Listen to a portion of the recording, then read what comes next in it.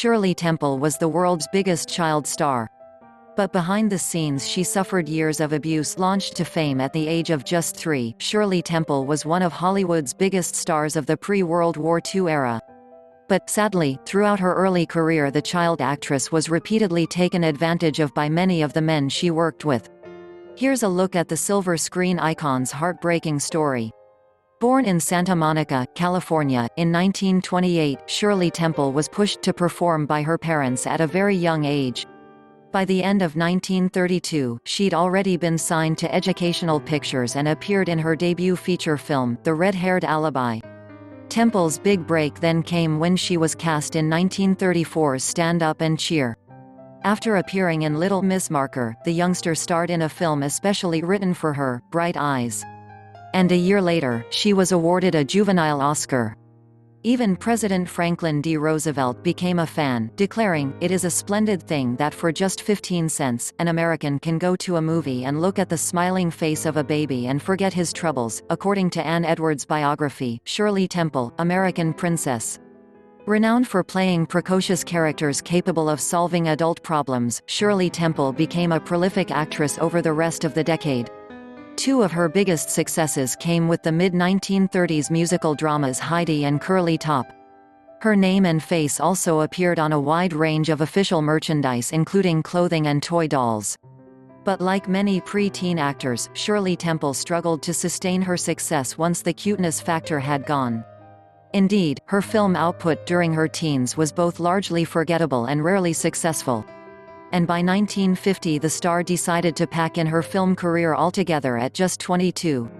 After an 8-year break from the industry, Temple returned to the limelight by starring in a series that adapted various fairy tales for the small screen. As well as fronting Shirley Temple's songbook, she also guested on Sing Along with Mitch and The Red Skelton Show. Temple also later became a board member of various bodies including the National Wildlife Federation and the Walt Disney Company.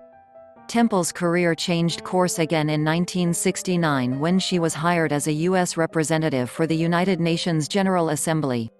The star also worked for Charles W. Yost at the U.S. mission and became an ambassador for her homeland to both Czechoslovakia and Ghana. She was later appointed the United States Chief of Protocol. Temple then overcame a battle with breast cancer in her mid-40s following the removal of a tumor and a radical mastectomy. Sadly, the star passed away in 2014 at her Californian home from chronic obstructive pulmonary disease at the age of 85. Temple had kept her long-term smoking habit under wraps for most of her life for fear of setting a bad example. Temple left behind 3 children. The star had daughter Linda with John Ager, a sergeant with the Army Air Corps whom she married in 1945 and divorced 4 years later. After wedding Charles Alden Black in 1950, who'd served as a Navy intelligence officer during World War II, she gave birth to son Charles and daughter Lori. Temple and Black remained married until his death in 2005. More than 25 years before her death, Temple published her memoir, Child Star. The book included some shocking revelations about the way she was treated during her incredibly young rise to fame. And this included sexual harassment by numerous Hollywood figures behind the scenes. The earliest case of Temple being mistreated occurred during her first credited performance in 1932 anthology War Babies. At just 3 years of age, the actress had to portray a sex worker. And if Temple or any of her fellow child stars acted up during filming, they were sent to a sound booth and made to sit on an ice block. A young Temple was pushed to her limits while shooting one of the Baby Burlesque's films. Just 24 hours after undergoing eardrum lancing surgery, the film's producers insisted that the youngster return to work. In another incident, Temple was forced to dance around despite having a severe foot injury. And things didn't get much better as Temple prepared to enter her teens. While visiting MGM Studios for the first time aged 12, the star attended a private meeting with Arthur Freed.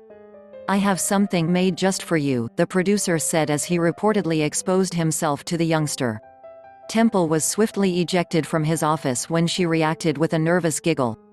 5 years later Temple had another disturbing encounter with a different studio hotshot. Gone with the Wind director David O. Selznick literally chased the star around his office while dressed in stockings, according to the star's autobiography. Temple wrote, "Blessed with the agility of a young dancer and confronted by an amorous but overweight producer, I had little difficulty avoiding passionate clumsiness." Temple also revealed she had to ward off the advances of much older studio bosses throughout her career. "It may be in your contract, but not mine," the youngster told one predatory producer as he insisted sex was a workplace formality. The man in question then replied, "Sex is like a glass of water. You get thirsty, you drink. You want sex, you have it."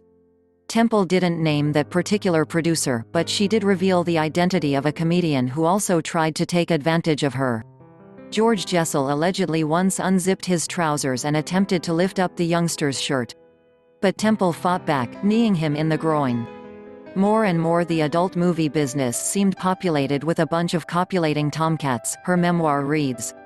But it wasn't just the movie industry that took advantage of a young Temple.